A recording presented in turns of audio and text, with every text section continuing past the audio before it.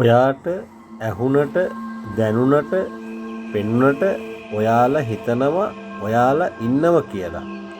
ඒක සම්මුතියේ කතාව. ඒ කියන්නේ ඔයාලා මේක උඩ දුවන්නේ ඔයාලා දාපු සිස්ටම් එකකට. ඒ කියන්නේ ඕගොල්ලන්ගේ ඔය ඇතුලේ තියෙන පැනල් එකට මේකේ තියෙන දත්ත ටිකක් කාවද්දලා තියෙන්නේ. ඒ දත්ත ටික ඕගොල්ලොන්ට දාලා තියලා ඕගොල්ලෝ ප්‍රෝග්‍රෑම් කරලා තියෙන්නේ මේකට දුවන්න ඕන නිසා. ඒකට තමයි කියන්නේ සම්මුතිය කියලා. ඒ කියන්නේ දුවන්න අවශ්‍ය නිසා සම්මුතිය කියලා ඕගොල්ලෝ මේකට දුවනවා. හැබැයි ඒ දුවන දිවිල්ලේ අවසානය මොකද්ද කියන එක හුදෙක් වෙලාවට හුදෙක් අයට තේරුම් ගන්න බැරුව ඉන්නවා. අන්න ඒ අය තමයි මෙන්න මේ පාත් එක හොයන්නේ. මොකද්ද මේ නිවන? මොකද්ද මේ මම කියන්නේ කියන එක හොයනවා.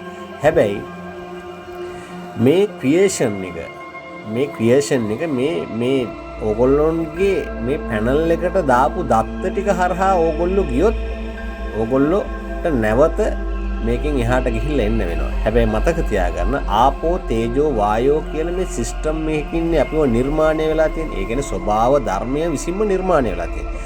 මේ ස්වභාව ධර්මය විසින් නිර්මාණය වෙච්ච එක ඔයාලගේ කියලා ඔයාලට ඔයාලා වගේ ඉන්නව කියලා මේ ඇස කන නාසය දිව ශරීරය කියන මේ සිස්ටම් ටිකට කාවද්දපු ටිකට ඔයාලා ඉන්නව කියලා ඔයාලා මේවා පරිහරණය කරන්න මේ සියලු දේවල් ඇත්ත කියන දන ඕගොල්ලෝ දුවනවා.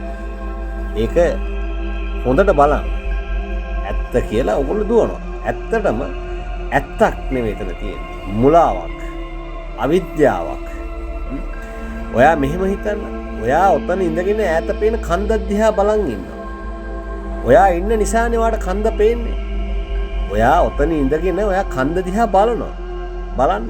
ඔයා ඒ කන්ද දිහා ලස්සන හැඩය බලනකොට ඔයා ඔතනද ඉන්නේ එතනද බලන්න. ඔයා ඔතනද ඉන්නේ එතනද බලන්න. එහෙනම් මොකද්ද? මේ බලන තැන ඔයාගේ ස්වභාවයක් විතරයි තියෙන්නේ. ඔයාගේ ශක්තියක් විතරයි තියෙන්නේ.